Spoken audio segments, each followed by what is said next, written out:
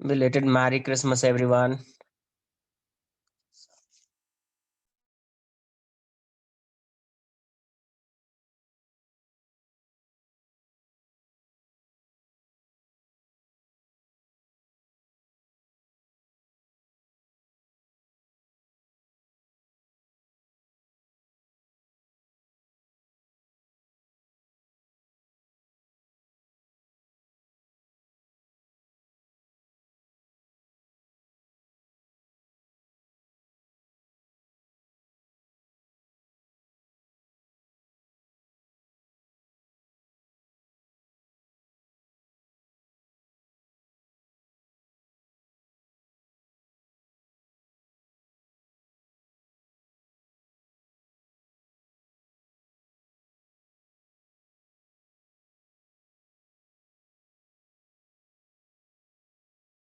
Start कर देते हैं ना। हाँ, जितना पढ़ाया जाएगा उतना आना चाहिए, देख लूंगा मैं वैसे। ठीक है, एक दो क्वेश्चन एक्स्ट्रा आ गया तो उसको स्किप कर देना, क्या है उसमें, एम्प्टी नहीं है अभी। बट जितना पढ़ाया जा रहा है उसमें से क्वेश्चन आए तो वो नहीं ये होना चाहिए। डाउट नहीं, कुछ पढ़ाना पड़ेगा। ठीक है, नहीं तो फिर वो क्वेश्चन आ सकते हैं।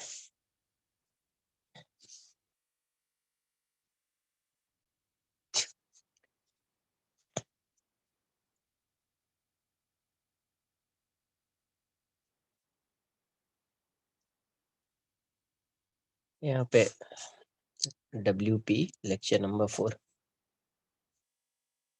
10:30।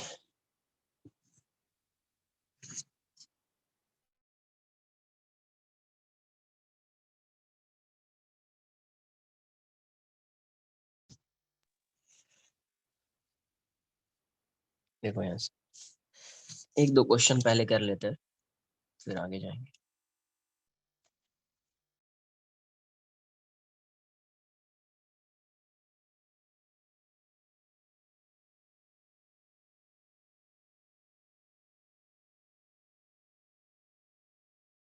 टेंथ एल यूनिफॉर्म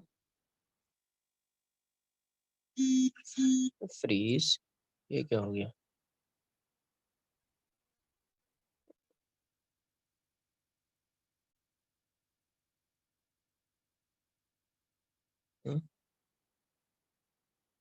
ठीक है, uniform chain of length L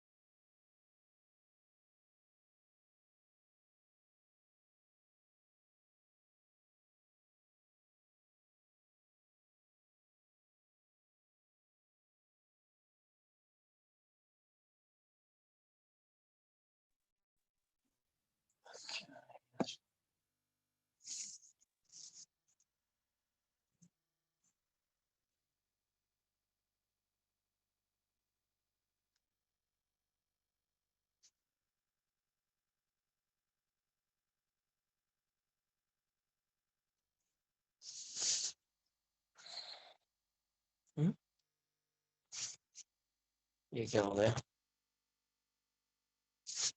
okay ना। A uniform chain of length L and mass M overhangs a smooth table with its two-third part lying on the table. Find the work done by an external agent to bring the chain on the table. है ना? अब complete chain अगर table पे आ जा रहा है तो external agent का वर्क डन क्या होगा, वो कितना वर्क करेगा देखते हैं। मान लीजिए कि ये टेबल है, ठीक है, ये क्या है, ये टेबल है। अब यहाँ पे चेन है, टेबल पे कितना है तो 12/3 है। कितना है? 12/3 पार्ट टेबल पे है, तो यहाँ पे L/3 पार्ट होगा। ये वाला जो है ये रेजिस्टेंस कितना होएगा? L/3। ओके, सेम क्वेश्चन था क्या? ठीक है, सॉल्व कर लेते हैं, सॉल्व कर लेते हैं। अगर होमवर्क का क्वेश्चन तो सॉल्व कर लेते हैं। तो ये 12/3 है, ये L/3 है। तो अभी क्या करना है कि work done by an external agent, external agent किस डायरेक्शन में वर्क फोर्स लगाएगा तो इस डायरेक्शन में, है ना। तो इसका वर्क डन देखना है। तो आपको एक चीज बताइए, एक चीज पहले क्लिक हो जानी चाहिए कि एक ये भी बताया है कि work done by an external agent equals to change in potential energy, change in potential energy. एक बार उसको भी देखेंगे कि चेंज इन पोटेंशियल एनर्जी से क्वेश्चन सॉल्व हो सकता है या नहीं हो सकता है ना। चेंज इन पोटेंशियल एनर्जी से क्वेश्चन सॉल्व हो सकता है या नहीं हो सकता है, नहीं होगा तो अपन क्या करेंगे, एक स्मॉल सा एलिमेंट लेकर सॉल्व करेंगे क्वेश्चन को, है ना। तो अभी क्या करते हैं, एक बार चेंज इन पोटेंशियल एनर्जी से समझते हैं। तो क्या होता है कि जब भी आपको पोटेंशियल एनर्जी फाइंड करना होता है तो आप एक रेफरेंस डिफाइन करते हो। आप क्या डिफाइन करते हो? एक रेफरेंस डिफाइन करते हो, है ना। तो रेफरेंस पोटेंशियल एनर्जी के लिए एक रेफरेंस लाइन होना चाहिए, तो मैं इसी को रेफरेंस लाइन मान लेता हूँ। किसी को भी आप रेफरेंस लाइन मान लेंगे, उससे कोई भी changes change in potential energy में आने वाला नहीं है। आपको बताया गया है कि change in potential energy is independent of, change in potential energy is independent of reference line, है ना। तो यहां से इसी को रेफरेंस मान लिया, तो यहाँ का पोटेंशियल जो हो जाएगा ये जीरो हो जाएगा। यहाँ का पोटेंशियल क्या हो जाएगा? जीरो। तो अभी देखो चेन यहाँ पे है, तो इसको अगर आपने रेफरेंस माना है तो इस वाले चेन की पोटेंशियल एनर्जी आएगी, इसकी तो नहीं आएगी। तो इसकी पोटेंशियल एनर्जी आप कैसे फाइंड करेंगे? इस वाले पार्ट की पोटेंशियल एनर्जी L/3 है, L/3 है तो इसका मास कितना होगा? M/3 होगा।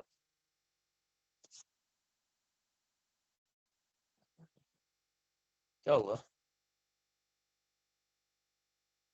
L/3 है तो मास कितना होगा? M/3। पता नहीं है क्या चल रहा है अभी।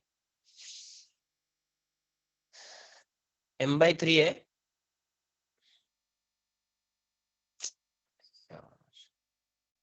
इसका मास क्या है? M/3, और ये लेंथ क्या है? L/3, है ना। तो अब देखो आपको बताया है कि जहां पे यूनिफॉर्म डिस्ट्रीब्यूशन है, जहां पे आपको क्या आ जाए, रिंग आ जाए, रॉड, थिन रॉड आ जाए, वायर आ जाए, चेन आ जाए, तो उन सब में कैसा डिस्ट्रीब्यूशन होता है? तो लीनियर मास डिस्ट्रीब्यूशन होता है। तो उन सब की पोटेंशियल एनर्जी अगर वो वर्टिकल है तो उन सब की पोटेंशियल एनर्जी कैसे फाइंड करेंगे? तो उसकी पोटेंशियल एनर्जी को फाइंड करने के लिए सेंटर ऑफ मास वाले कॉन्सेप्ट का यूज करेंगे। किसका? सेंटर ऑफ मास, उसका यूज करेंगे। तो आप ये बताइए कि इस L/3 वाले पार्ट का सेंटर ऑफ मास कहाँ पे होगा?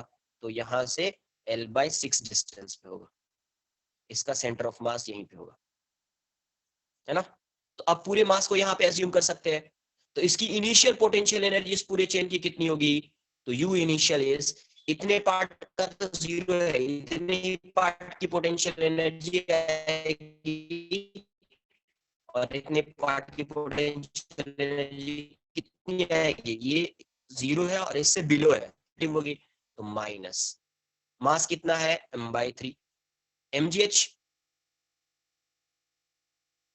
अरे यार एक मिनट रुको, इतना क्या हो रहा है, स्लो तो दिख रहा है, एक मिनट रुको, वाईफाई से कनेक्ट करता हूँ मैं। पता नहीं कभी।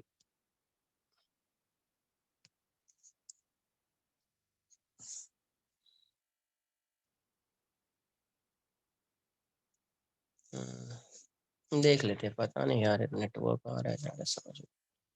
तो यहाँ से क्या आएगा? U initial is minus M/3 into g into h की वैल्यू कितनी हो जाएगी?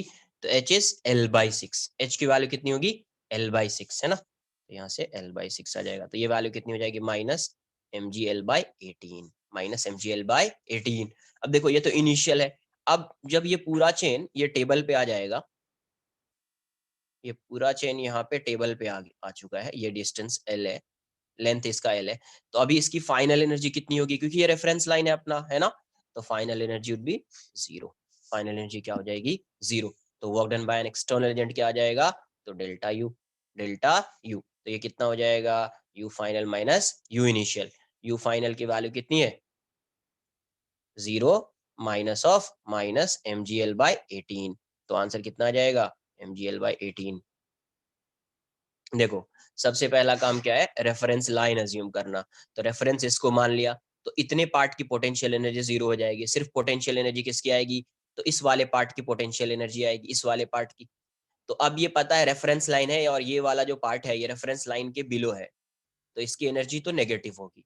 तो इतने पार्ट का मास कितना होएगा, तो mass of length L/3 is m/3, है ना। तो इसका सेंटर ऑफ मास फाइंड करेंगे। सेंटर ऑफ मास कहाँ पे आएगा, सेंटर पे आएगा, तो सेंटर ये है। तो ये वाला डिस्टेंस कितना हो जाएगा, L/6। अब पूरे मास को आप यहाँ पे एज्यूम कर सकते हैं। तो इसकी एनर्जी कितनी हो जाएगी, माइनस मास कितना m/3 g, h की वैल्यू कितनी हो जाएगी L/6, सेंटर ऑफ मास पे मानेंगे तो L/6। तो ये यू इनिशियल कितना आ जाएगा, minus mgl/18।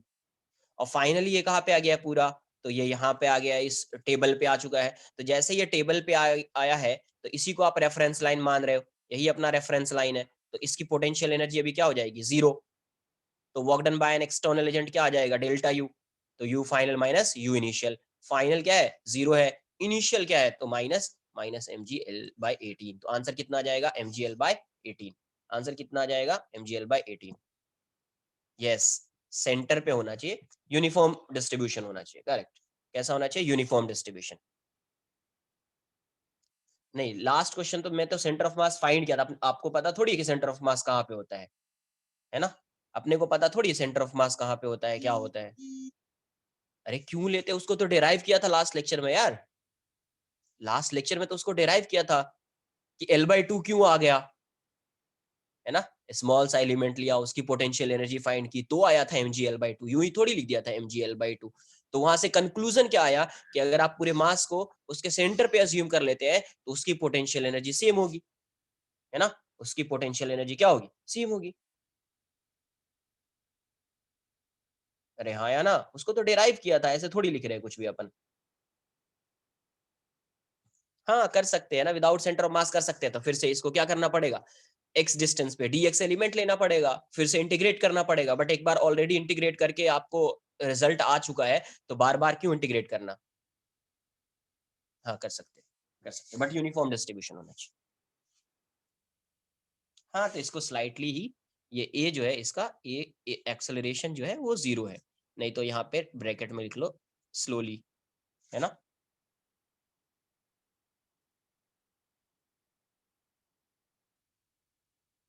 Clear,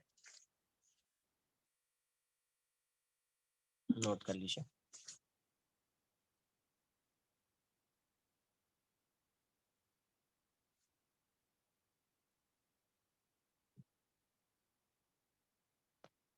yes yes, work done रहेगा, work done by an external agent, work done by an external agent वो रहेगा।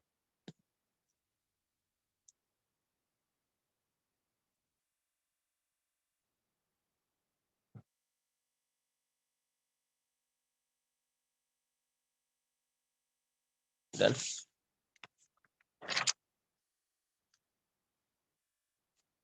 नेक्स्ट क्वेश्चन एक देख लो, ये ऐसा है।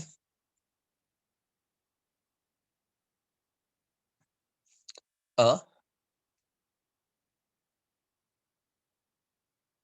Uniform, a uniform chain of length L and mass m overhangs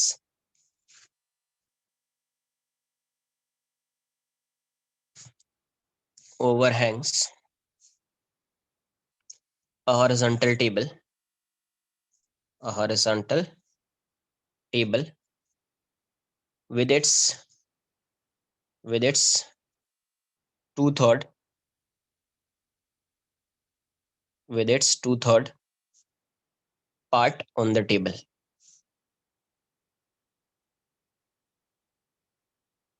Yes, uniform question में given होगा तभी उसका सेंटर ऑफ मास उसके सेंटर पे लाई करेगा, वरना सेंटर ऑफ मास उसके सेंटर पे लाई नहीं करेगा। तो ये क्वेश्चन में गिवन होगा, नहीं गिवन होगा तो अज्यूम नहीं करना है। On the table the friction coefficient, the friction coefficient between the table and the chain is mu. Find the work done, by the friction, during the period the chain slips off of the table. अभी यहाँ पे friction भी है, तो friction का work done find करना है, किसका, फ्रिक्शन का। Uniform chain of length l and mass m overhangs horizontal table with its 2/3 part on the table. कितने पे है, 2/3 पे है। ठीक है, देखिए कितना आ रहा है एक बार।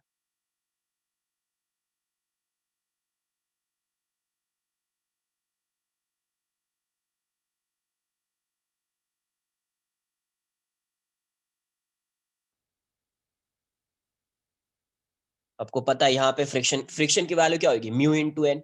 तो जैसे ये स्लिप करेगा तो एन की वैल्यू क्या होगी, वैरी करेगी, एन वेरिएबल हो जाएगा, है ना। स्लिप कर रहा है तो मास उस पे जो है, उस टेबल पे मास क्या हो रहा है, डिक्रीज हो रहा है, तो वेरिएबल आ गया।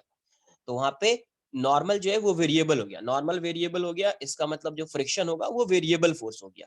और आपको पता है कि अगर वेरिएबल फोर्स है तो उसके लिए वर्क डन कैसे फाइंड करेंगे, तो यू हैव टू इंटीग्रेट, है ना, you have to integrate to find the work done by a variable force.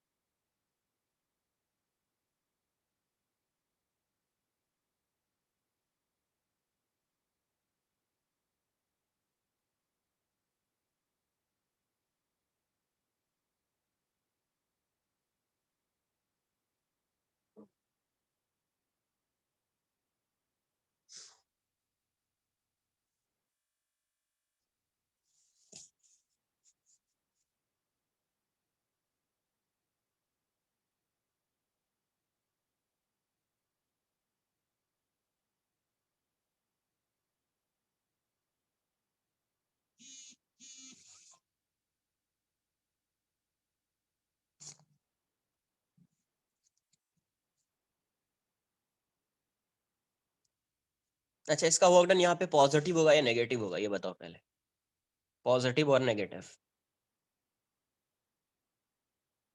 Negative, है ना, इतना तो समझ में आ जाएगा। तो फिर आंसर देखो यहाँ से, ये ऐसा क्वेश्चन है,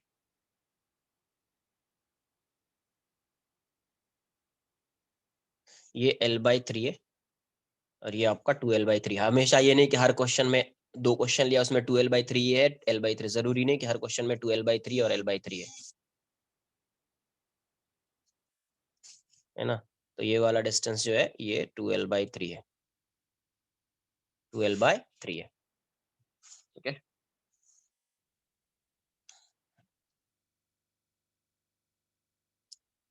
अब देखो यहाँ से क्या है कि अब कंसिडर कर लो, यहाँ से आप x डिस्टेंस कंसिडर कर लीजिए, है ना। यहाँ से मैं कंसिडर कर रहा हूँ x डिस्टेंस, तो ये वाला एलिमेंट ले लिया कोई, ये वाला x डिस्टेंस, इतने के लिए आप कंसिडर कर रहे हो। जब x पार्ट इसका यहाँ पे है तब कंसिडर कर रहे हैं, तो x पार्ट के लिए मास कितना आ जाएगा, m की वैल्यू कितनी हो जाएगी x पार्ट के लिए, तो m बाई या लैम्डा इंटू एक्स, है ना, इसको m डैश बोल दीजिए। तो लैम्डा कितना हो जाएगा, m by L into x. इतनी बात आई समझ में। x पार्ट के का मास कितना हो जाएगा, इतना, तो m by L into x हो जाएगा। तो इसका नॉर्मल कितना आ जाएगा, n की वैल्यू m डैश g हो जाएगी, है ना। तो m by L into X into G, मतलब M ji by L into X, ये आ गया। तो फ्रिक्शन कितना हो जाएगा, f की वैल्यू म्यू इंटू एन, तो हो जाएगा mu M G by L into x. X part consider किया, एलिमेंट नहीं, एक्स पार्ट कंसिडर किया और उसका डिस्प्लेसमेंट देखेंगे dx, उसका इसका डिस्प्लेसमेंट देख रहे हैं कितना dx, ये वाला पार्ट। मतलब ये वाला पार्ट जो है, मान लीजिए कितना डिस्प्लेस हुआ, dx डिस्प्लेस हुआ, तो इस डायरेक्शन में dx डिस्प्लेस। तो यहाँ से फ्रिक्शन की वैल्यू क्या हो, या आप कहीं से भी पार्ट, एक पार्ट कंसिडर कर लीजिए, इसको छोड़ दीजिए, यहीं से पार्ट कंसिडर कर लीजिए, यहाँ से यहाँ तक x है, तो इसी का मास मान लीजिए, आंसर वही आना है। कोई भी पार्ट कंसिडर कर लो x वाला, है ना। इसका डिस्प्लेसमेंट देख रहे हैं, इस dx वाले पार्ट का डिस्प्लेसमेंट अपन कंसिडर कर रहे हैं, है ना। इस dx वाले पार्ट का डिस्प्लेसमेंट कंसिडर कर रहे हैं, कितना, तो dx। तो इस dx के लिए क्योंकि फ्रिक्शन की वैल्यू वैरी कर रही है, फ्रिक्शन वैरी कर रहा है,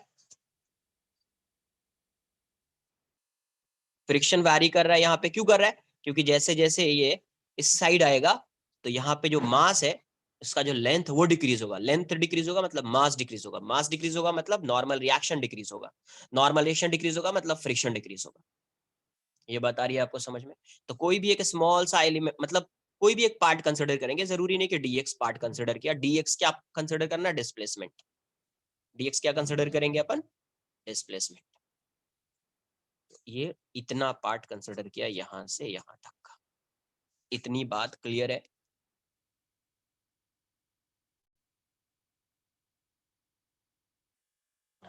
नोट कर लीजिए इतना। तो वर्क डन अभी लिखता हूँ फ्रिक्शन का। फ्रिक्शन देखो, फ्रिक्शन किसका फंक्शन हो गया, एक्स का, friction is a function of x, है ना। तो अभी डिफरेंशिएट, इसको इंटीग्रेट करेंगे वर्क डन फाइंड करने के लिए। देखो यहाँ से, यहाँ पे 12/3 है, ये l/3 है। अभी क्या होगा, जैसे जैसे ये इस साइड आएगा, इस साइड आएगा, तो यहाँ पे इसका लेंथ डिक्रीज होगा। लेंथ डिक्रीज होने का मतलब क्या है, इसका मास डिक्रीज होगा, मास डिक्रीज होगा मतलब नॉर्मल एक्शन डिक्रीज होगा, नॉर्मल एक्शन डिक्रीज होगा मतलब फ्रिक्शन डिक्रीज होगा। मतलब ये क्या कैसा फोर्स हो गया, वेरिएबल। ये फोर्स कैसा हो गया, वेरिएबल। तो वेरिएबल फोर्स है तो डायरेक्टली नहीं फाइंड कर पाएंगे, तो उसके लिए क्या करना पड़ेगा अपने को, कोई ना कोई एलिमेंट लेना पड़ेगा। तो एक स्मॉल सा पार्ट कंसिडर किया एक्स लेंथ का, वेरी स्मॉल है, dx नहीं कंसिडर किया, x कंसिडर किया। क्यों dx कंसिडर नहीं किया, क्योंकि dx क्या मानेंगे, डिस्प्लेसमेंट अज्यूम करेंगे, dx को क्या अज्यूम करेंगे, डिस्प्लेसमेंट। तो x लेंथ कंसिडर किया इसका, तो x लेंथ का मास कितना होगा, लैम्डा इंटू एक्स, तो m by L into X. तो नॉर्मल कितना हो जाएगा, m डैश g, तो ये हो जाएगा M ji by L into X. तो फ्रिक्शन कितना आ जाएगा, म्यू एन, ये हो जाएगा mu M G by L into X, mu M G by L into X. आई बात समझ में।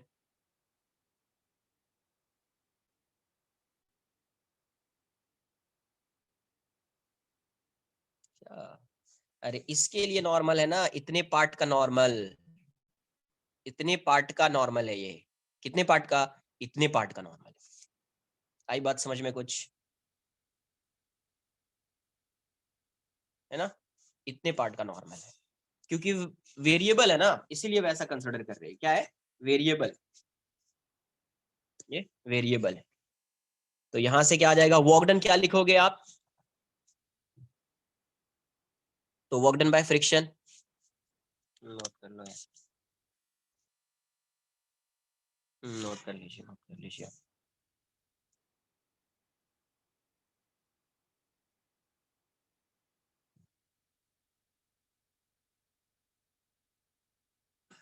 हाँ काइनेटिक फ्रिक्शन आएगा, तभी तो वर्क डन नेगेटिव आ रहा है टोटल, है ना।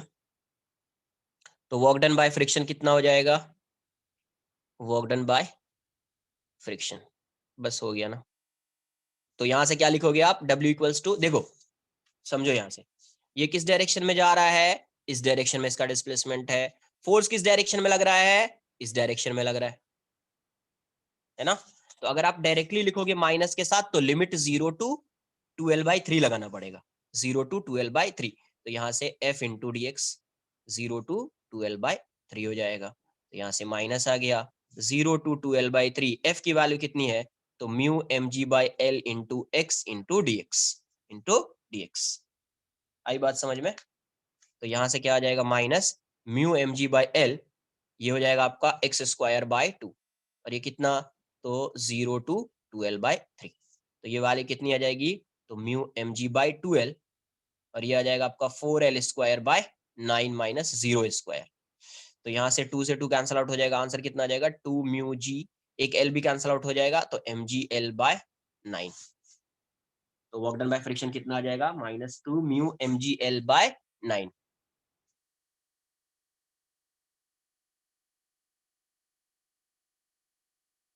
आई बात समझ में आपको?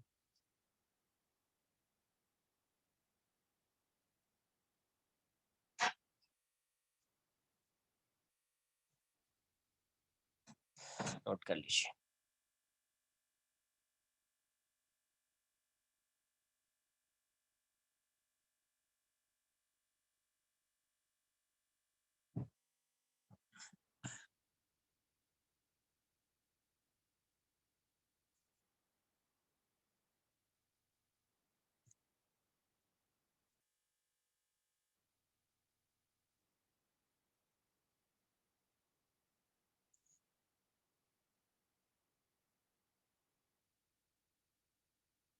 कौन सा लास्ट पार्ट? लास्ट पार्ट मतलब इस वाले पार्ट के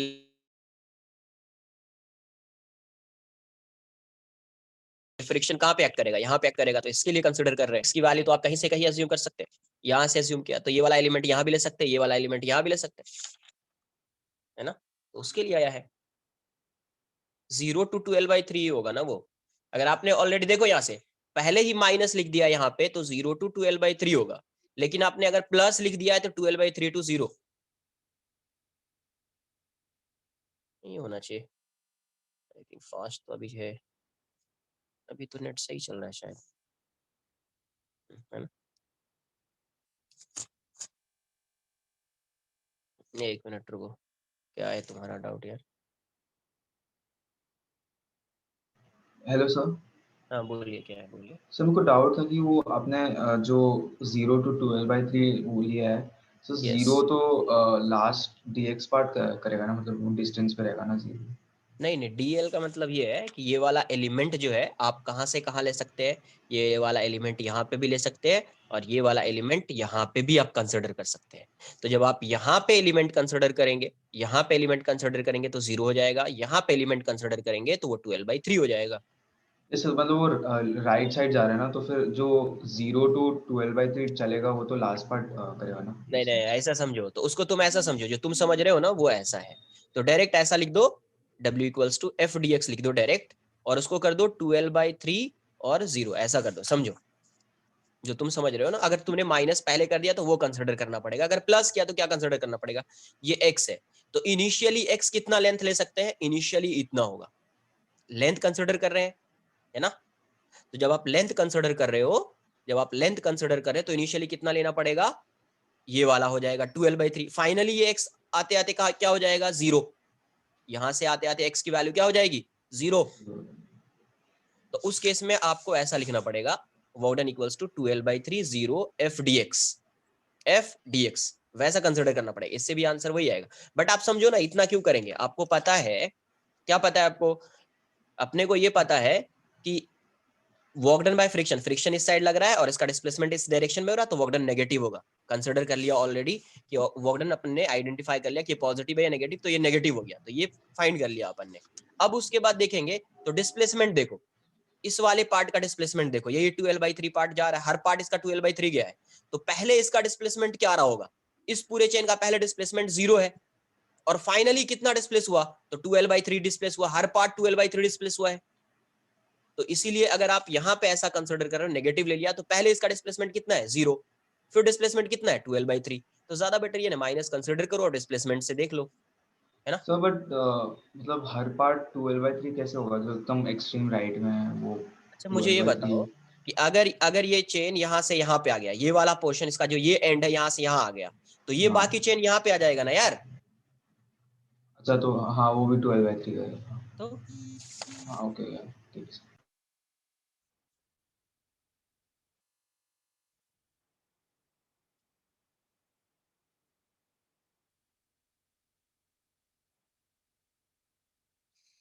नेक्स्ट लिखेंगे वर्क एनर्जी थ्योरम।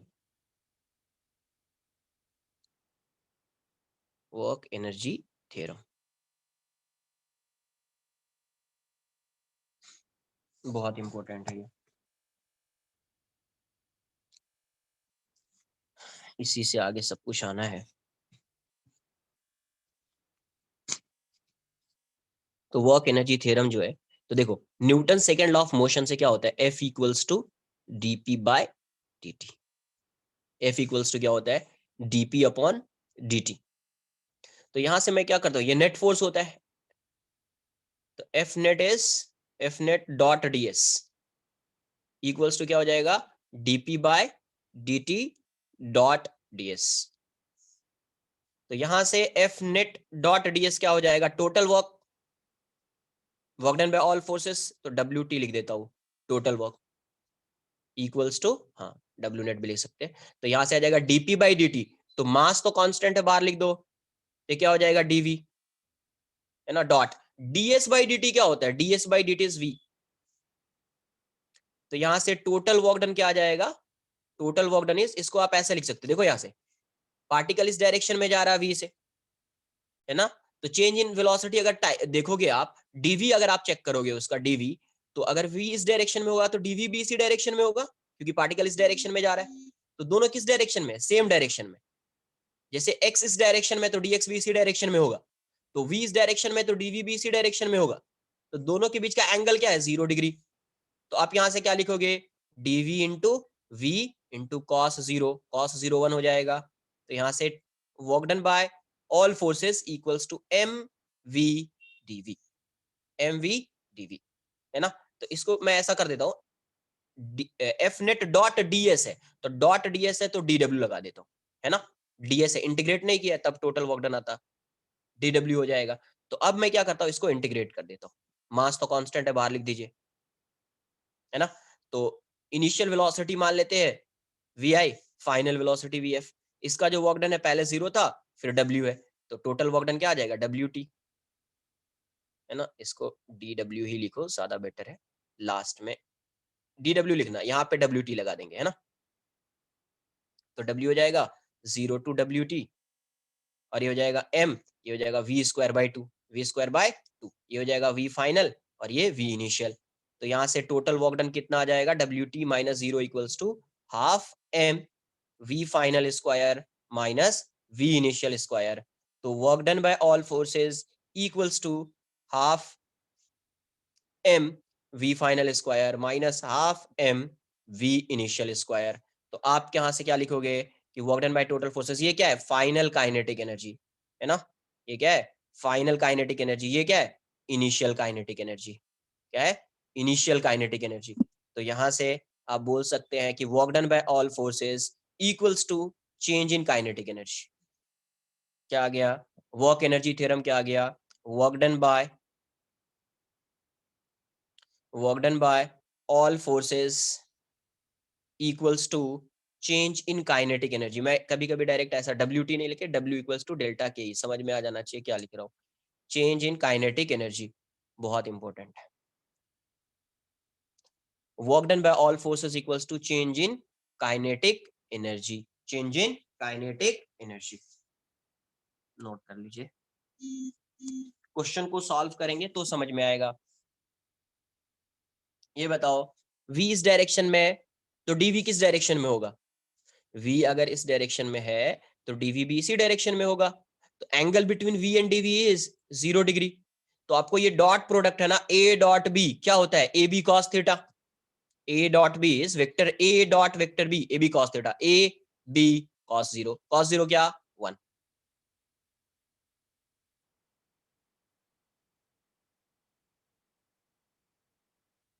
नोट कर लीजिए इसको।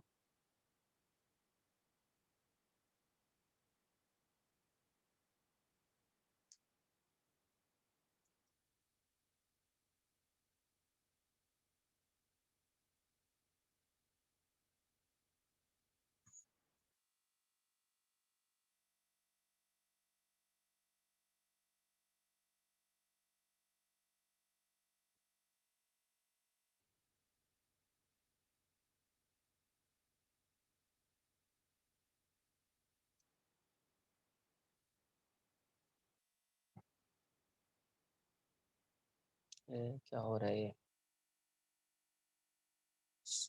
नहीं ना,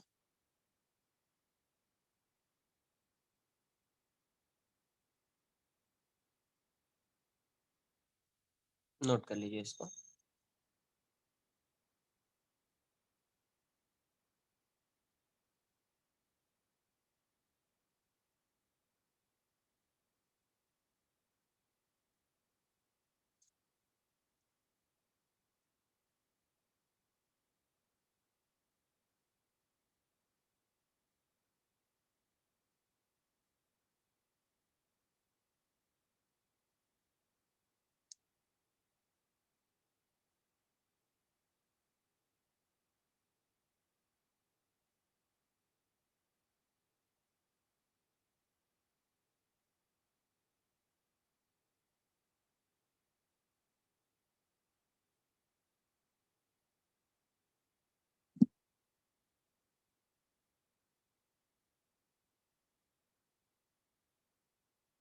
तो work done by all forces equals to change in kinetic energy, change in kinetic energy.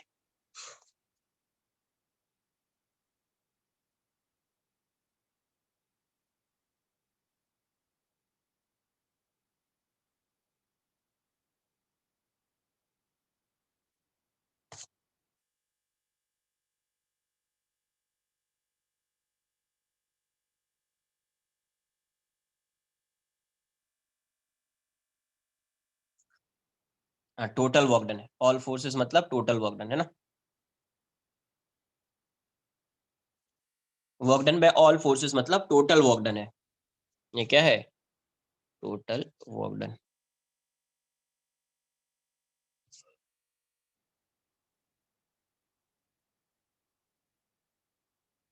Done.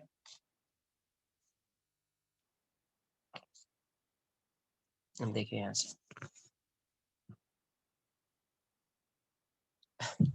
यहाँ से क्या आ रहा है आपका? Work done by all forces equals to change in kinetic energy. तो फोर्स क्या क्या हो सकता है? तो work done by conservative forces plus work done by non conservative forces plus work done by other forces. Other forces में pseudo force type का आएगा, है ना।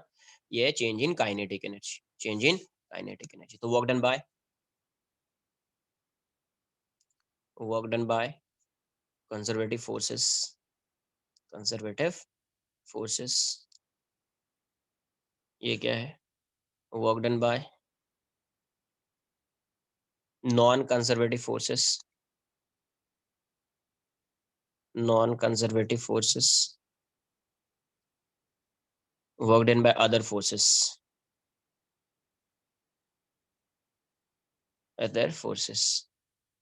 नॉर्मली जो यहाँ पे आएगा अदर फोर्सेस में अपना स्यूडो फोर्स ही आएगा यहाँ पे, pseudo force equals to change in kinetic energy. तो ये होता है। अब देखो, if work done by non conservative force equals to work done by other forces equals to zero. मतलब क्या है? कोई फ्रिक्शन एक्ट नहीं कर रहा है, कोई भी ड्रैग फोर्स एक्ट नहीं कर रहा है, कोई भी रेजिस्टिव फोर्स एक्ट नहीं कर रहा है, कोई भी सूडो फोर्स एक्ट नहीं कर रहा है ना। देन इसके रेस्ट में नहीं है, रेस्ट में नहीं है। जो फोर्स एक्ट कर रहा है पार्टिकल पे वो कैसा फोर्स है? सिर्फ, तो सिर्फ कंजर्वेटिव फोर्सेस है। सिर्फ कैसे फोर्स है उस पे? तो कंजर्वेटिव फोर्स है। ना तो कोई नॉन कंजर्वेटिव फोर्स भी नहीं है और work done by other forces भी नहीं है। तो देन क्या आ जाएगा? Work done by conservative forces equals to change in kinetic energy हो जाएगा। तो यहां से देखिए, आपको पता है कि work done by conservative force जो होता है वो क्या होता है? Minus change in potential energy equals to change in kinetic energy, ये होता है। तो यहां से आप क्या स्टेटमेंट लिख सकते हैं?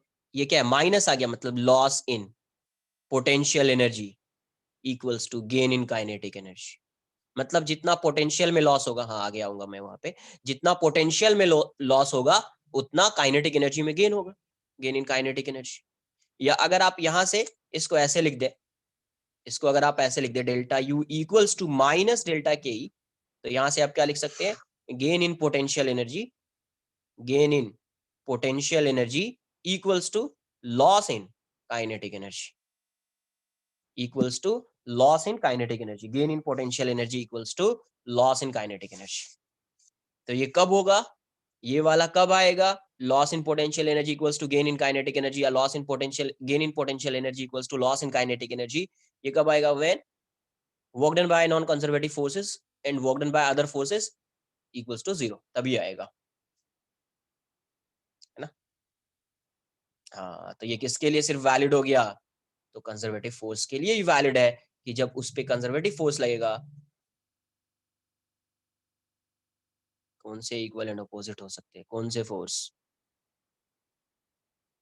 वर्क डन 0 होना चाहिए, बस ये समझ में आना चाहिए कि इसका वर्क डन 0 होना चाहिए और इसका वर्क डन 0 होना चाहिए। ऐसा नहीं लिखा है मैंने कि work done by non conservative force plus work done by other forces ये 0 होना चाहिए।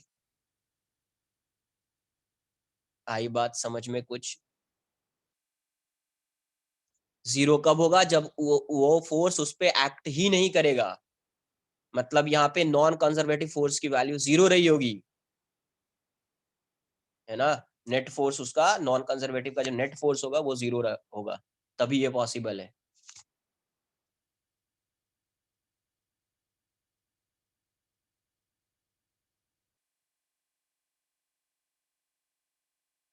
नोट कर लीजिए इसको पहले।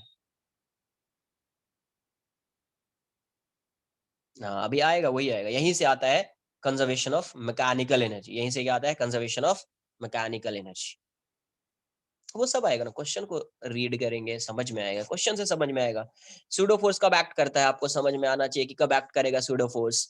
जब आप उसको कहाँ से एनालाइज कर रहे हैं? एक नॉन इनर्शियल फ्रेम से आप उसको ऑब्जर्व कर रहे हैं, तब आएगा, है ना।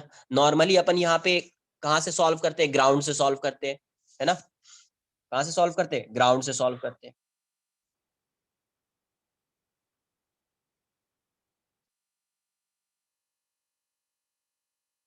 नोट कर लो।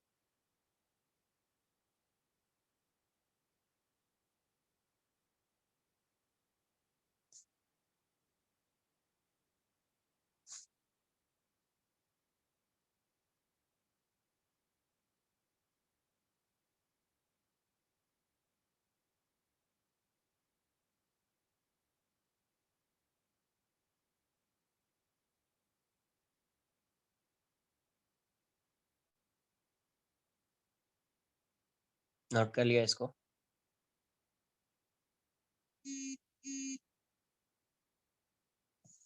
अब देखो यहाँ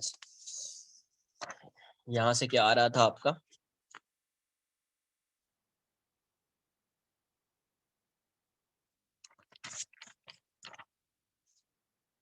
नोट कर लो, नोट कर लो इसको।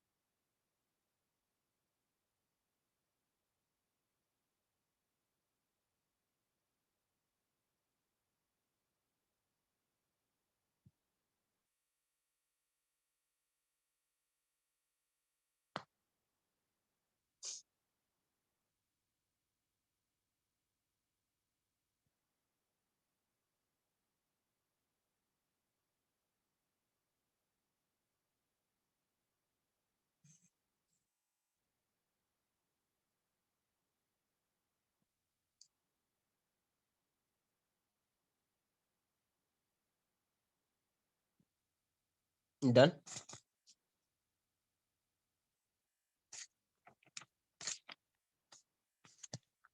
देखिए यहाँ से क्या आ रहा था अपना? Minus change in potential energy equals to change in kinetic energy. तो आप इसको लिख सकते हैं माइनस, ये हो जाएगा u final minus u initial equals to kinetic energy final minus initial kinetic energy. तो ये हो जाएगा minus u final plus u initial equals to k E final minus के ई इनिशियल। तो इसको इस साइड लाइए के ई इनिशियल को, तो ये हो जाएगा k e initial plus u initial equals to k E final plus u final. तो ये क्या है? ये है mechanical energy. Kinetic energy plus potential energy क्या हो जाएगा? Mechanical energy. तो ये क्या है? टोटल इनिशियल एनर्जी इसको बोल सकते हैं, है ना। तो यहाँ से टोटल इनिशियल मैकेनिकल एनर्जी को ई से लिखेंगे, तो ये यहाँ से क्या हो जाएगा? E initial equals to e final. यही क्या है? Conservation of energy, conservation of energy. या कहीं पे ऐसा भी लिखा होगा t e initial equals to t final. Total initial energy equals to total final energy, total final energy. तो ये कब होगा, ये समझ में आना चाहिए, जब कोई भी नॉन कंजर्वेटिव फोर्स एक्ट नहीं कर रहा होगा या उसका वर्क डन जीरो होगा, है ना, एक्ट भी कर रहा है बट फिर भी उसका वर्क डन जीरो है, तो उस केस में आएगा ये, उस केस में आएगा, है ना।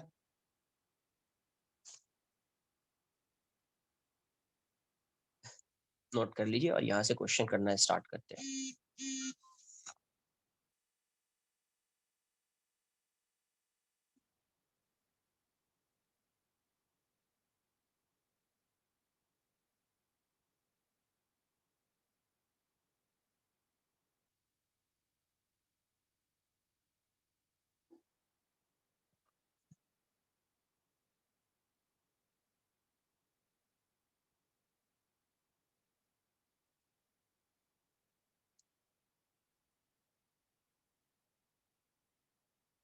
यस,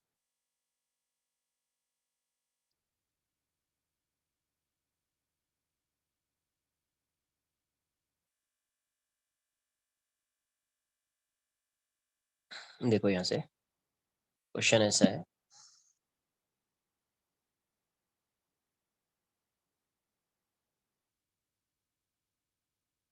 ये इसका नेचुरल लेंथ है, हाँ ईज, या कहीं कहीं पे टीई भी लिखा होगा, मतलब टोटल एनर्जी, तो समझ में आ जाना चाहिए आपको। ये इसका नेचुरल लेंथ है, लेंथ। इनिशियल एक्सटेंशन कितना है इसमें, तो 2 मीटर है, और ये 2 kg है, ये कितना है, 2 kg है, ठीक है। और के की वैल्यू जो है, के इक्वल्स टू 600 न्यूटन पर मीटर, 600 न्यूटन पर मीटर, ठीक है। ये स्मूथ सरफेस, तो क्वेश्चन में पूछा गया find out the system is release from, ये जो system is release from rest, यहाँ से इसको रिलीज किया, रिलीज्ड, तो initial velocity of this block would be 0, है ना।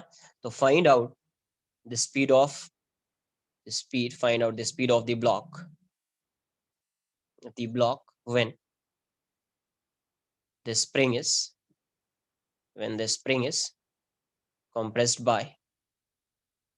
is compressed by 1 meter. Find out the speed of the block when the spring is compressed by 1 meter.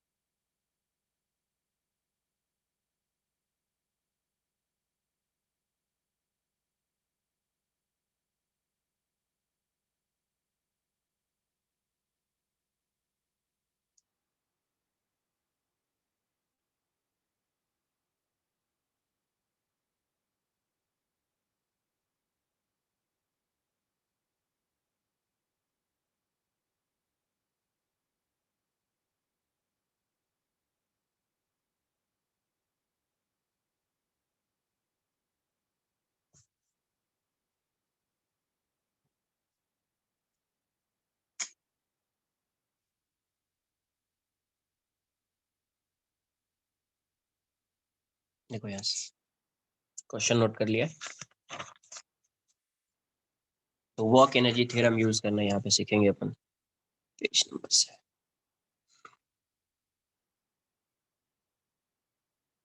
ये कहाँ पे आ गया, यहाँ पे, ये इसका नेचुरल लेंथ है, पहले ये यहाँ पे था, है ना, ये वाला डिस्टेंस 2 मीटर है और ये वाला डिस्टेंस 1 मीटर है। तो आपको बताया है कि जब भी स्प्रिंग वर्क, यहाँ पे कौन सा फोर्स एक्ट कर रहा है, तो एक ही फोर्स एक्ट कर रहा है, वो है स्प्रिंग फोर्स। कौन सा फोर्स एक्ट कर रहा है, एक ही, वैसे तो mg भी है, नॉर्मल भी है, लेकिन वर्क डन किस फोर्स का हो रहा है, तो जब भी वर्क एनर्जी थ्योरम लगाएंगे, वर्क एनर्जी थ्योरम जब भी यूज करेंगे, देखो अब कोई बोल रहा है सर कंजर्वेशन ऑफ एनर्जी भी लगा सकते हैं, ये क्योंकि यहाँ पे कोई फ्रिक्शन नहीं है तो कंजर्वेशन ऑफ एनर्जी भी आएगा, या तो कंजर्वेशन ऑफ एनर्जी हमेशा कब यूज करना है, जब ये नहीं हो, ये नहीं हो, इसका वर्क डन 0 और इसका वर्क डन 0 हो। बट आप वर्क एनर्जी थ्योरम कभी भी यूज कर सकते हैं, तो नॉर्मली मैं यही यूज करने वाला हूँ, ये खुद से 0 हो जाएगा, बट यही यूज होगा। इसको कभी भी आप यूज कर सकते हैं, बट कंजर्वेशन ऑफ एनर्जी सिर्फ कब यूज होगा, जब सिर्फ कंजर्वेटिव फोर्स का वर्क होगा, कंजर्वेटिव फोर्स का वर्क होगा। तो देखो यहाँ से, तो यहाँ पे कौन से फोर्स का वर्क हो रहा है, तो फ्रिक्शन किसका वर्क हो रहा है, तो स्प्रिंग फोर्स का हो रहा है। तो आप लिखोगे work done by all forces equals to change in kinetic energy. सबसे पहला काम, work done by all forces equals to change in kinetic energy, किसका वर्क हो रहा है, तो स्प्रिंग का हो रहा है, ना तो नॉर्मल वर्क कर रहा है ना तो एमजी वर्क कर रहा है। तो यहाँ पे लिख दिया work done by spring force equals to, work done by spring force equals to के फाइनल माइनस के इनिशियल। मैं यहाँ पे अज्यूम कर लेता हूँ जब ये यहाँ पे आ रहा है तो इसकी स्पीड v है, इसकी स्पीड क्या है, v है। तो work done by spring force का क्या फॉर्मूला आपको बताया है, तो माइनस हाफ के X final square minus X initial square. हाँ, कंप्रेशन का मतलब कहां से, जब भी क्वेश्चन में बोला जाए कंप्रेशन कहां से कंसिडर करते हैं, नेचुरल लेंथ से। कहां से, नेचुरल लेंथ से। एक्सटेंशन नेचुरल लेंथ से, ऐसा नहीं, हाँ मीन पोजीशन हर जगह नहीं होता है, वो हर जगह पे वो मीन पोजीशन नहीं होता है, ठीक है। मीन पोजीशन सिर्फ उस केस में होगा अगर ये हॉरिजॉन्टल पे है, तो मीन पोजीशन होगा, हर केस में नहीं होता है। नेचुरल लेंथ, समझो यहाँ से। तो अगर बोला जाए हाँ, एक्सटेंडेड था ना 2 मीटर, नेचुरल लेंथ से 2 मीटर क्वेश्चन में दिया हुआ है ना, ये इसका नेचुरल लेंथ है, ये वाला यहाँ से यहाँ तक। तो एक्सटेंशन कितना है, 2 मीटर का है। अब यहां से अगर क्वेश्चन में बोला जाए 1 मीटर कॉम्प्रेस हुआ, 1 मीटर कॉम्प्रेस हुआ, इसका मतलब ये नहीं कि यहां से ये यहां पे आ गया है, ऐसा नहीं है क्वेश्चन। कंप्रेशन का मतलब स्प्रिंग में कंप्रेशन होना चाहिए, तो स्प्रिंग में कंप्रेशन इस साइड आएगा तभी होएगा, तो इसीलिए ये यहाँ पे आ गया होगा। तो वर्क डन बाय स्प्रिंग एक ही फोर्स है जिसका वर्क डन हो रहा है, तो इसका फॉर्मूला आपको क्या बताया है, माइनस हाफ के X final square minus X initial square, x final square minus X initial square. नहीं, कुछ नहीं आता है, ये इसीलिए बोला जा रहा है, इसीलिए आपको लास्ट लेक्चर में ये सब बताया था। रिवाइज करना बहुत इंपॉर्टेंट है। लास्ट लेक्चर में आपको बताया था कहाँ पे एक्स, क्योंकि उसका स्क्वायर है, प्लस ही आएगा ना यार, माइनस से कुछ मतलब है क्या, ये स्क्वायर है, स्क्वायर। अगर एक्स होता तो समझ में आ रही बात, माइनस प्लस होता, ये स्क्वायर है, कोई नेगेटिव पॉजिटिव नहीं करना है तुमको, सिर्फ ये फॉर्मूला समझो, ये फॉर्मूला यूज करना, कुछ नेगेटिव पॉजिटिव मत करो अभी। ये फॉर्मूला आपको बताया था, इतना आप पहले इसको यहाँ पे जो भी है, यहाँ पे इसके फॉर्मूला को आप यहाँ पे लिख दीजिए। के फाइनल क्या, half M we square. Initial क्या है, इनिशियल वेलोसिटी इसकी क्या है, 0 है, तो यहाँ पे 0 लिख दिया, यहाँ पे -0, इनिशियल वेलोसिटी ही 0 है, तो ये 0 हो जाएगा। अब यहां से देखिए, माइनस हाफ के 600 है, एक्स फाइनल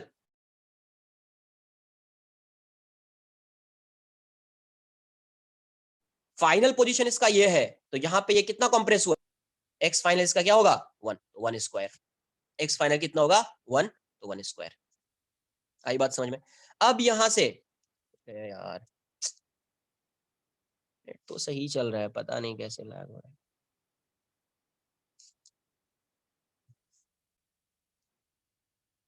तो जब कभी ऐसा होना लैग होना, तो एक कम से कम 10 सेकेंड 15 सेकेंड एक बार थोड़ा वेट भी कर लिया करो। 1 स्क्वायर माइनस एक्स इनिशियल कितना है, तो 2 मीटर है, तो 2 का स्क्वायर हो जाएगा, इक्वल्स टू हाफ एम कितना है 2 kg इंटू वी स्क्वायर। तो अब यहां से क्या आ जाएगा, -600, तो ये 300 हो जाएगा, ये हो जाएगा 1 - 4, ये हो जाएगा वी स्क्वायर, ये कितना हो जाएगा, वी स्क्वायर हो जाएगा। तो यहाँ से ये वैल्यू कितनी हो गई, तो 300 -300 into -3 equals to v square. तो वी की वैल्यू कितनी, वी स्क्वायर कितना हो गया 900, तो वी कितना आ जाएगा 30 मीटर पर सेकेंड, वी कितना आएगा 30 मीटर पर सेकेंड। थोड़ी बहुत बात समझ में आई कैसे ये फोर्स एक्ट कर रहा है, क्या है नहीं है।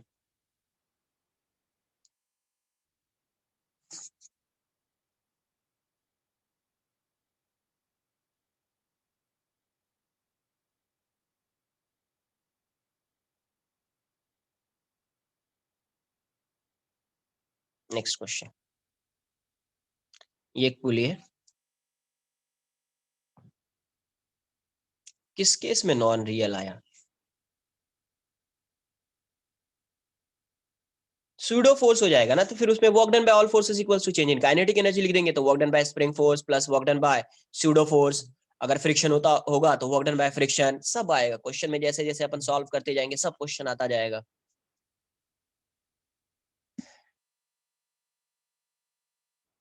है ना। ये एक स्प्रिंग है, ये ऐसा है, यहाँ पे एक ब्लॉक है, यहाँ पे क्या है, एक ब्लॉक। इससे सिंपल, अच्छा नोट कर लिया तो इसको नोट कर लो, इससे इसका मास m है। सिस्टम को जो है, system is release from rest, ये नेचुरल लेंथ में इनिशियली, इसमें नेचुरल लेंथ नहीं, रॉन्ग, माइनस हाफ के स्क्वायर रॉन्ग है, कहीं लिखना नहीं है माइनस हाफ के एक्स स्क्वायर। लास्ट लेक्चर में यही सब चीज मैंने डिस्कस किया था, यही सब बेसिक्स है इसका, कभी ये डायरेक्ट नहीं लिखेंगे। डायरेक्ट क्या लिखना है आपको, ये लिखना है। अब गिवन क्या है, एक्स इनिशियल अगर 0 है, एक्स फाइनल एक्स है, तो हो जाएगा माइनस हाफ के एक्स स्क्वायर, तो होगा माइनस हाफ के एक्स स्क्वायर, वरना हमेशा ये लिखना है।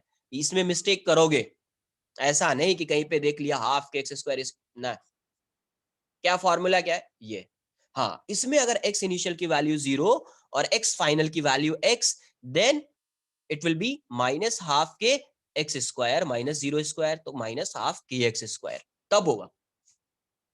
आई बात समझ में? तो इसीलिए डायरेक्ट ये फॉर्मूला यूज नहीं करना है, ये फॉर्मूला यूज करना है। अब क्वेश्चन में जो भी है उसके अकॉर्डिंग सॉल्व कर लेंगे, जैसे इस क्वेश्चन में उसी टाइप का आएगा जैसा तुम बोल रहे हो।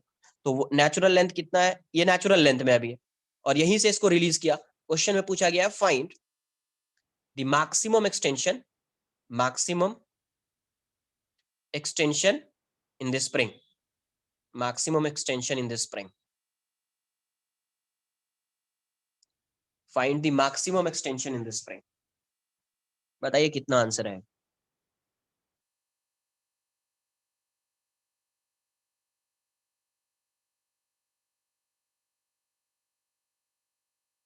mg बाय एक्स, एक्स तो फाइंड करना है ना, माइनस mg, एक्सटेंशन कभी नेगेटिव होगा, और एक्सटेंशन और कंप्रेशन की वैल्यू बतानी है, प्लस ही आएगा हमेशा, रॉन्ग है।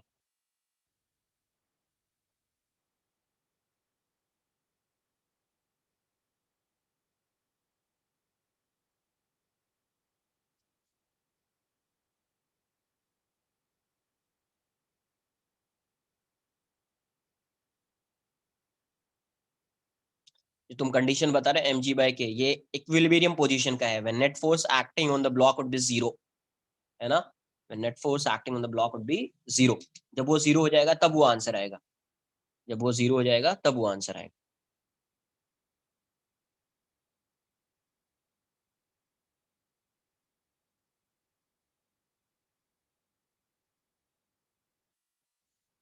देखिए यहाँ से,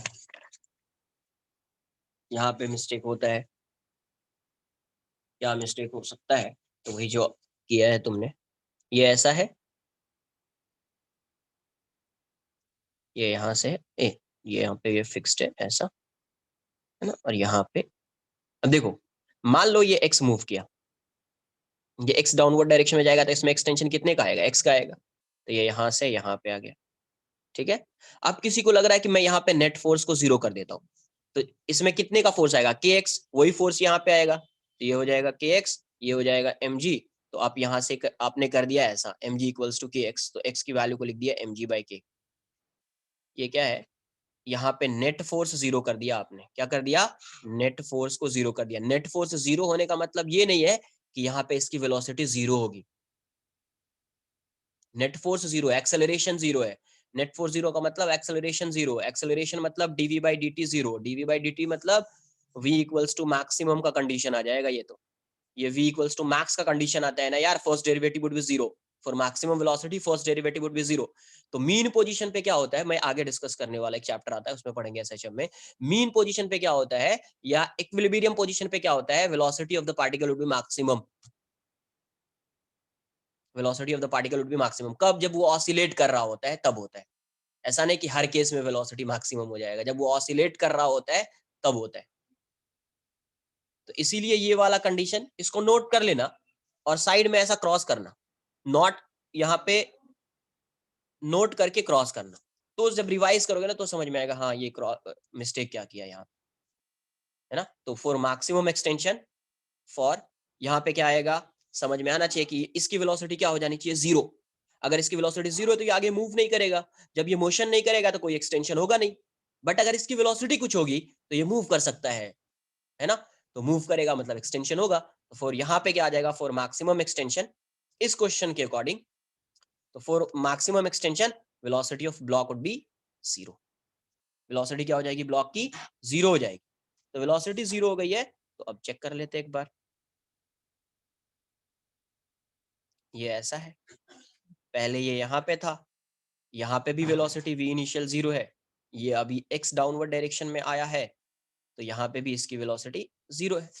तो अब वही वर्क एनर्जी थ्योरम, तो work done by all forces equals to change in kinetic energy. तो अब देखो यहाँ पे किसका किसका वर्क डन हो रहा है, कौन सा फोर्स वर्क कर रहा है, तो उसको पहले आइडेंटिफाई कीजिए आप। तो स्प्रिंग में एक्सटेंशन हो रहा है, स्प्रिंग में एक्सटेंशन हो रहा है एक्स का, तो ये वर्क करेगा, इसका वर्क हो रहा है। ये डाउनवर्ड डायरेक्शन में आ रहा है मतलब mg वर्क कर रहा है, तो यहाँ पे क्या आ जाएगा, work done by gravity plus work done by spring force, है ना। इस पे कौन सा फोर्स एक्ट कर रहा है, mg, तो mg का वर्क हो रहा है। और इस पे स्प्रिंग फोर्स, तो work done by gravity plus work done by spring force equals to के फाइनल माइनस के इनिशियल, के इनिशियल। तो अब देखो इसकी फाइनल वेलोसिटी भी 0 है, इनिशियल वेलोसिटी भी 0 है, तो ये दोनों टर्म 0 हो जाएगा। वर्क डन बाय ग्रेविटी देख लेते हैं, इस पे mg किस डायरेक्शन में, डाउनवर्ड डायरेक्शन में, इसका डिस्प्लेसमेंट किस डायरेक्शन में, डाउनवर्ड डायरेक्शन में, वर्क डन क्या होगा, पॉजिटिव, mgx, ये माइनस हाफ, फॉर्मूला पहले लिखेंगे, x final square minus x initial square equals to 0 minus 0। तो यहां से ये वैल्यू कितनी हो गई, mgx माइनस हाफ के। अब देखो x फाइनल कितना है, तो x है, एक्स स्क्वायर। इनिशियली कोई एक्सटेंशन नहीं था क्योंकि नेचुरल लेंथ में था, वो किसमें था, स्प्रिंग नेचुरल लेंथ में, तो कोई एक्सटेंशन नहीं है, तो 0 हो जाएगा। अब ऐसा आ गया ना माइनस हाफ के एक्स स्क्वायर इक्वल्स टू 0। तो अब यहाँ से क्या आ जाएगा, mgx इक्वल्स टू हाफ के एक्स स्क्वायर। अब यहाँ से मैं इस साइड लिख देता हूँ, तो यहाँ से क्या आ रहा है आपका, mgx इक्वल्स टू हाफ के एक्स स्क्वायर। देखिए x से x कैंसल आउट हो गया, है ना, x 0 हो नहीं सकता है, कैंसल आउट हो गया, तो यहाँ से क्या आ गया, 2mg equals to k x and x equals to mg 2mg by k, 2mg bye के। यही क्या है आपका, ये है मैक्सिमम एक्सटेंशन, इससे ज्यादा एक्सटेंड नहीं हो सकता, मैक्सिमम एक्सटेंशन। आई बात समझ में, ये क्या है, मैक्सिमम एक्सटेंशन।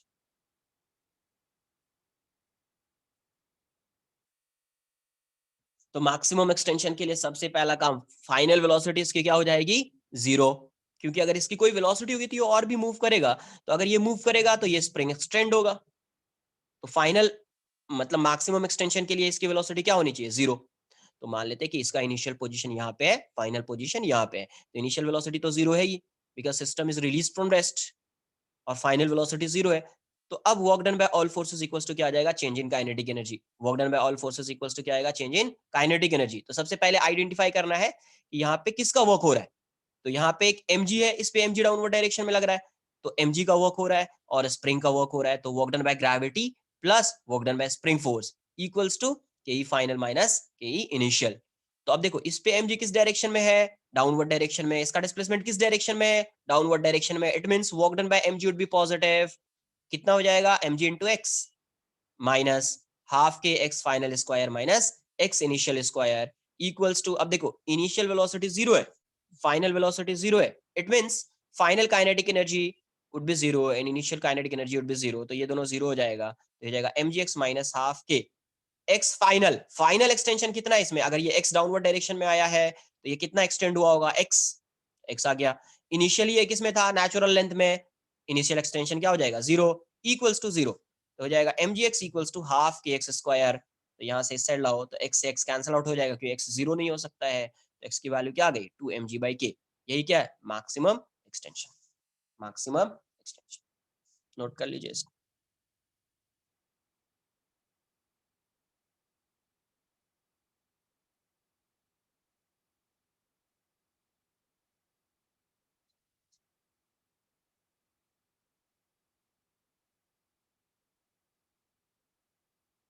क्वेश्चन में क्या गिवन था? 10:30 तक होगा, बस 10:30, उसके बाद छोड़ दूंगा, ठीक है? थोड़ा बहुत आइडिया तो आएगा आपको इसका।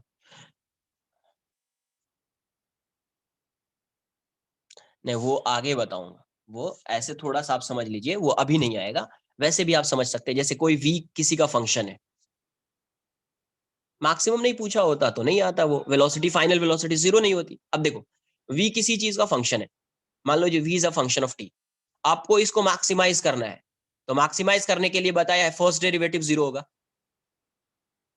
तो डीवी बाई डी टी क्या हो जाएगा, जीरो करना पड़ेगा, वहां से कुछ टाइम की वैल्यू आएगी। तो यहीं पे अगर एक्सेलरेशन जीरो हो गया, नेट फोर्स जीरो है, एक्सेलरेशन जीरो हो गया, तो DV by D T zero हो गया, मतलब ये कंडीशन हो जाएगा किसका, तो मैक्सिमा का या मिनिमा का कंडीशन हो जाएगा, है ना? तो नॉर्मली इन सब केस में क्या होता है, ये मैक्सिमा का कंडीशन आता है, वो अभी नहीं समझेगा, वो आगे पढ़ाऊंगा तो समझेगा। बट ये तो समझ में आया ना कि अगर v किसी t का फंक्शन है, इसको मैक्सिमाइज करना है, तो फर्स्ट डेरिवेटिव क्या होता है, zero, second derivative less than zero, तो वही आ रहा है ना, DV by D T zero आ जा रहा है।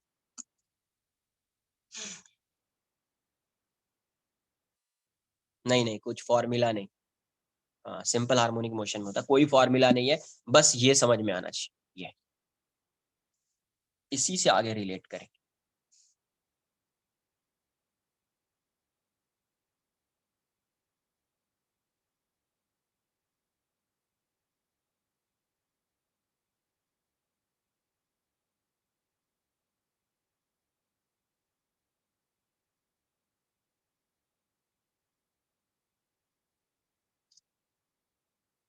हाँ, नेक्स्ट नेक्स्ट जो टॉपिक होगा सेंटर ऑफ मास होगा, बट अब इसमें बहुत कुछ है, इस पे बहुत सारा क्वेश्चंस करने वाले हैं अपन, है ना? फिर पावर भी है, फिर एक रिलेशन भी आएगा कंजर्वेटिव फोर्स और पोटेंशियल एनर्जी का, थोड़ा बहुत बताया है, बट उसको और भी थोड़ा एलाबोरेट करना पड़ेगा, तो टाइम जाएगा।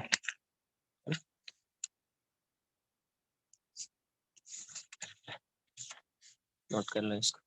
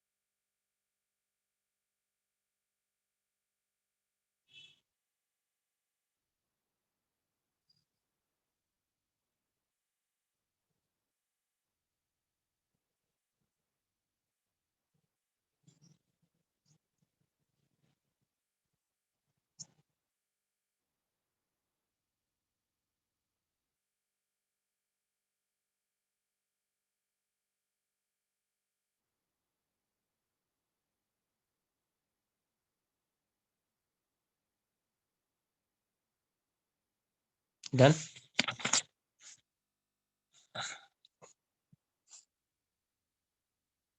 ये ऐसा है,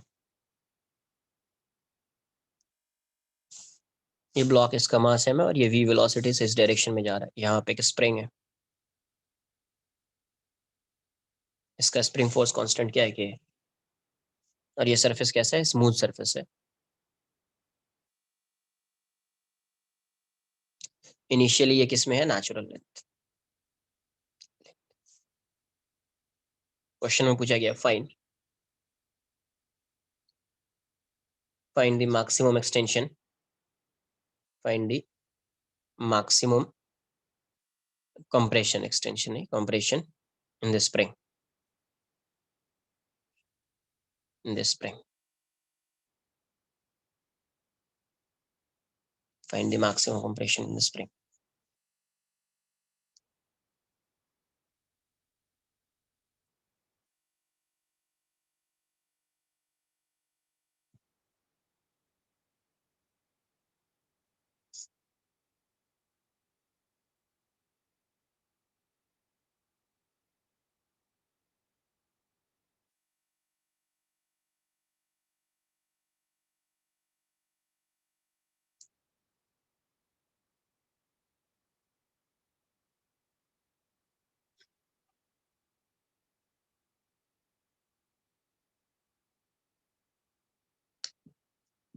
find the maximum compression in the spring. तो मैक्सिमम कंप्रेशन के लिए क्या होगा, नोट कर लो, देखो कितना आ रहा है।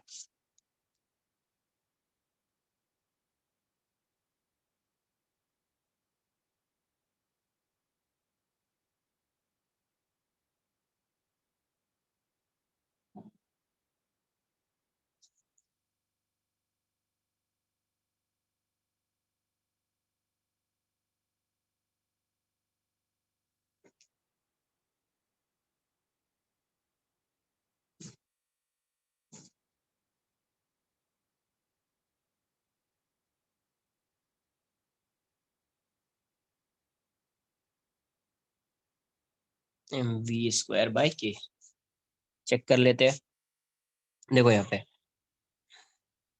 पे इनिशियल वेलोसिटी इसकी कितनी है, इतनी है। जब ये मैक्सिमम कंप्रेशन में आएगा, जब स्प्रिंग ऐसी हो जाएगी, तो उस इंस्टेंट पे ब्लॉक कितना आ जाएगा। मान लीजिए यहाँ से स्प्रिंग स्प्रिंग का ये नेचुरल लेंथ है, कितना कंप्रेस हुआ x, तो फाइनली इसको इसकी जो वेलोसिटी होगी ये क्या हो जाएगी, 0।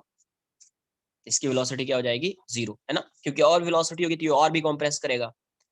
तो फाइनल वेलोसिटी, इनिशियल वेलोसिटी इसकी कितनी है, इनिशियल वेलोसिटी इसकी v है, final velocity v initial is v, v final is 0। तो यहाँ से क्या जाएगा, work energy theorem, work done by all forces equals to change in kinetic energy. तो यहाँ से क्या जाएगा, किसका वर्क डन हो रहा है, सिर्फ स्प्रिंग का हो रहा है, तो work done by spring force equals to के फाइनल माइनस के इनिशियल। तो work done by spring force कितना है, तो स्प्रिंग का जो हो जाएगा -12 K X final square minus X initial square equals to के फाइनल कितना, हाफ एम इंटू 0 स्क्वायर, ये कितना हो जाएगा, -12 mv², है ना। तो यहाँ से कितना आ जाएगा, -12 K X final X square minus 0 square equals to -12 mv²। तो माइनस हाफ कैंसिल कर देते हैं, तो यहाँ से क्या आ गया, के x square equals to mv²। तो यहाँ से x की वैल्यू कितनी हो जाएगी, तो m/k इंटू वी। ये इसका क्या है, मैक्सिमम कंप्रेशन है, मैक्सिमम कंप्रेशन। आ रही है बात समझ में, कुछ कैसे यूज करना है, जिसका नहीं आया है नोट कर लीजिए।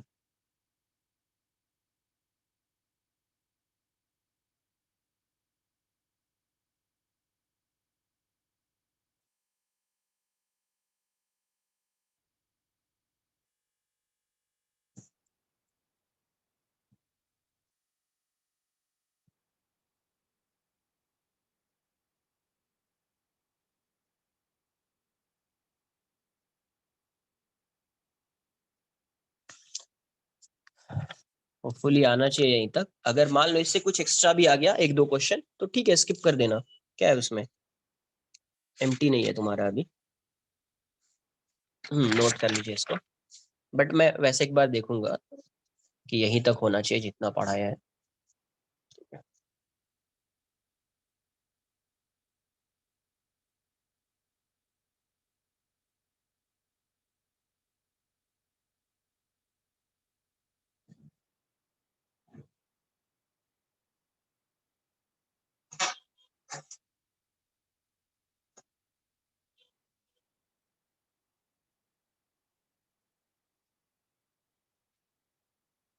अरे नोट तो करो इसको, एक बार पेपर तो देखूंगा ना यार, नहीं होगा तो फिर चेंज तो करना पड़ेगा ना कुछ। एक बार नोट करो इसको।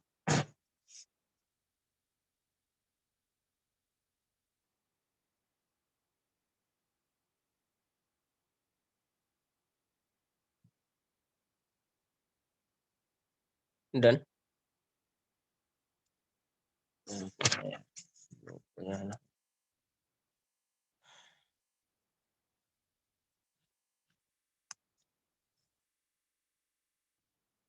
ये स्प्रिंग है और यहाँ पे एक रिंग है। इस रिंग का मास जो है, ये जो रिंग है, इस रिंग का मास 10 kg है, ठीक है। और यहाँ से यहाँ तक का जो लेंथ है, ये 4 मीटर है। और ये वाला जो एंगल है, ये 37 डिग्री है। के की वैल्यू 500 Nm/मीटर है, ठीक है। यहाँ से इसको रिलीज किया, find find the velocity of ring, ये रिंग है, find the velocity of ring, velocity of ring when it becomes horizontal, when the spring, when the spring becomes horizontal, spring becomes horizontal, horizontal. Natural length of a spring दिया हुआ है 4 metre. Natural length of a spring is, ये दिया हुआ है कितना है 4 metre. तो नॉर्मल एक्ट कर रहा होगा तो इस डायरेक्शन में एक्ट करेगा ना, इस डायरेक्शन में इसका डिस्प्लेसमेंट थोड़ी है. Yes 4 metre. अरे इसके बीच का सेपरेशन भी 4 मीटर है, इसके बीच का सेपरेशन भी 4 मीटर है, और नेचुरल लेंथ ऑफ स्प्रिंग भी 4 मीटर है. मान लो ये दो रॉड है ना. एक रॉड में यहाँ पे स्प्रिंग को फिक्स कर दिया है और यहाँ पे एक रिंग से इसको अटैच कर दिया, और इस रिंग को यहाँ पे यहाँ से रिलीज कर रहे तो इस डायरेक्शन में आएगा. ये वर्टिकल प्लेन है, वर्टिकल प्लेन है, यहाँ से यहाँ आ रहा है. कौन सा प्लेन है? Vertical plane.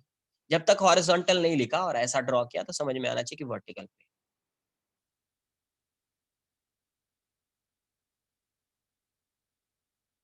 रिलीज किया तो इनिशियल वेलोसिटी इसकी 0 होगी, है ना. रिलीज किया तो इनिशियल वेलोसिटी इसकी 0 होगी.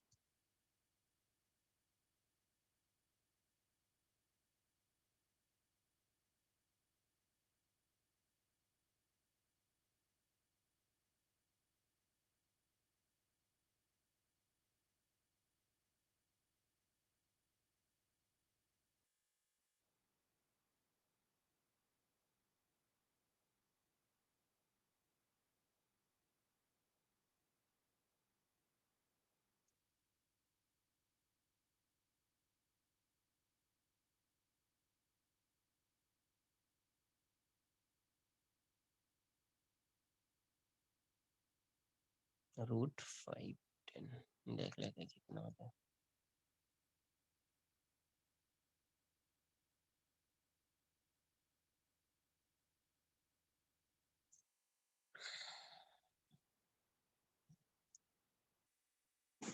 ठीक है, सॉल्व करो, देखो कितना आ रहा है.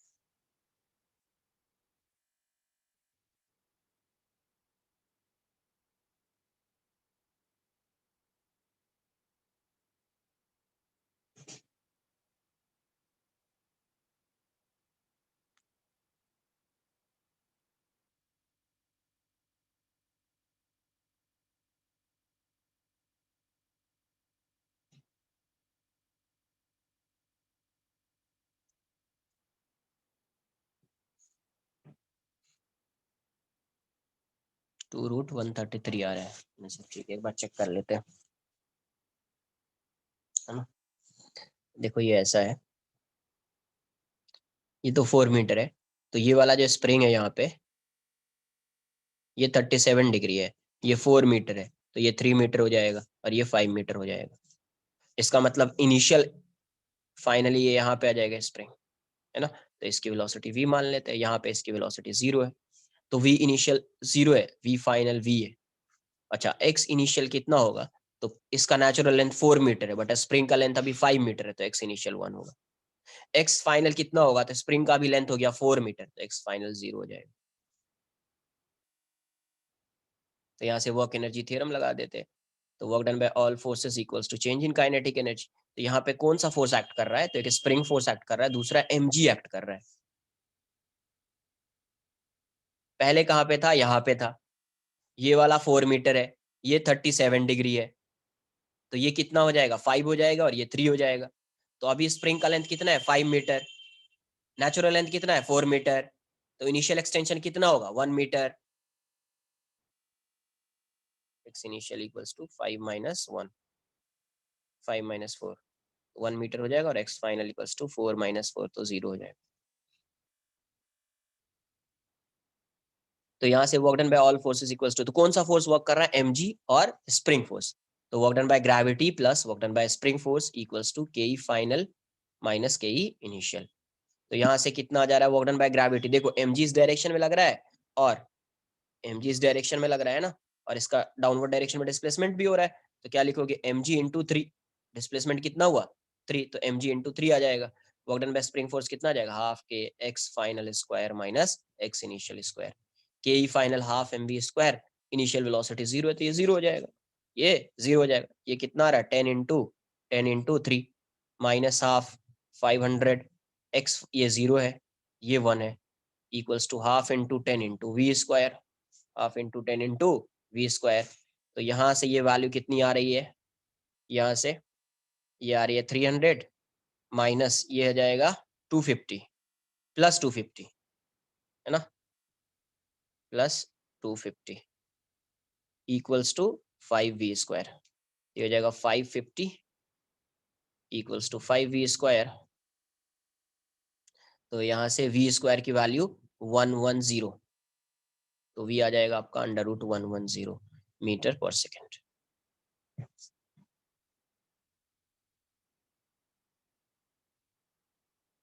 आई बात समझ में कुछ?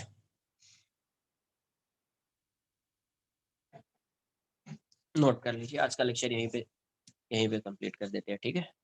अच्छा, अगर पेपर में सपोज कोई एक्स्ट्रा क्वेश्चन आ गया तो उसको स्किप कर देना, जितना बताया है उससे अगर क्वेश्चन आ रहा है तो वो आपका मिस्टेक या फिर उसको स्किप नहीं करना है, उसको सॉल्व कीजिए, ठीक है। वैसे मैं एक बार चेक कर लूँ। चलो bye bye, take care, all the best, अच्छे से देना पेपर, ठीक है।